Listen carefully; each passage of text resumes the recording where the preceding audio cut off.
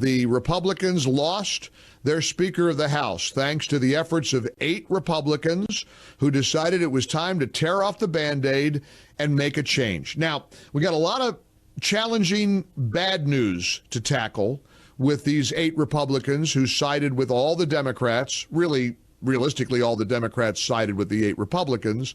And shame on the Democrats, but on the other hand, you're not going to count on them to get the Republicans out of the way of themselves.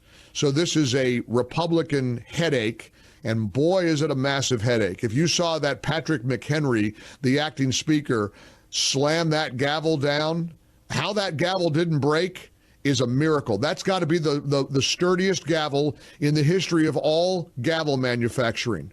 People are livid. People are enraged.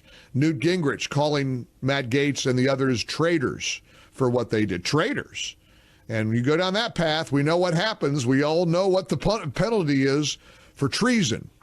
There's a lot of heat right now and a lot of confusion, especially Nancy Mace. Who saw that coming out of South Carolina? If it weren't for Kevin McCarthy, Nancy Mace doesn't have her seat in Congress, and she stabbed him in the back. So before we try to sort through the many challenges we face, let me give you some reason for some optimism. Close your eyes for just a minute and fantasize about this. I've now heard from a number of people. I know for a fact Donald Trump has been contacted about possibly him being an interim speaker. Is that a reality? I don't know. He'd be great, but I want Donald Trump to be the next president of the United States. If he wants to be speaker, well, great. I want him to be president of the United States. President. He's still going to be running for president.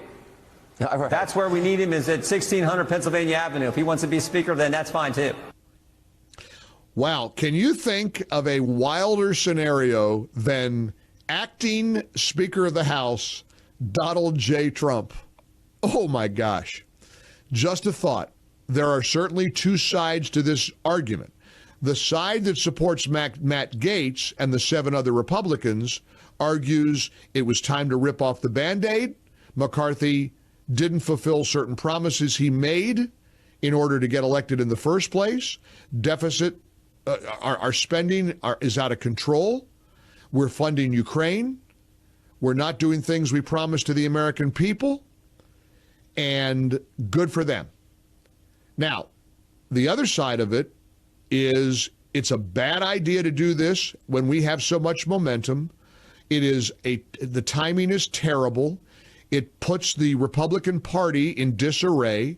It creates absolute pandemonium, and it's not a very productive thing to do. That's the other side of it. Or you could go onto the third rail and do what others on air and in print are doing. Matt Gaetz is a moron, and he's a monster, and there's some ethics thing that he's hiding, and there's bodies buried, and Ralph Norman will never win again. Even though Ralph Norman voted for Kevin McCarthy, he got thrown under the bus with the rest of them by a lot of the establishment Republicans because he even entertained the thought of dumping Kevin McCarthy. None of them are ever going to win again. They're finished. We should kick them out. So it's weird. The overreaction to this is intriguing to me. Absolute mind-boggling hysteria. The world isn't going to come to an end, and I got to break it to you. We could be a lot worse off than to have acting Speaker Donald Trump or Speaker Jim Jordan. We could be a lot worse off heading into this brutal 2024 election than to have a fighter like Congressman Jim Jordan as Speaker of the House. I'm just saying.